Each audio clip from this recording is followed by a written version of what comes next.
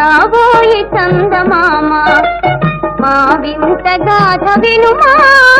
రాబోయి చందమామ మా వింత గాథ వినుమా రాబోయి చందమామ ప్రతినలు పలికిన పసితో బ్రతుకగా వచ్చిన సతినోయ్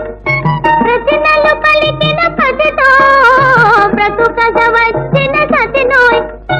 మాటలు మూటకమాయే నటనలు నేర్చెను చాలా రావోయి చందమామ మా వింత గాథ వినుమా రావోయి చందమామ తన మతమేమో తనది మన మతమసలే పడదోయ్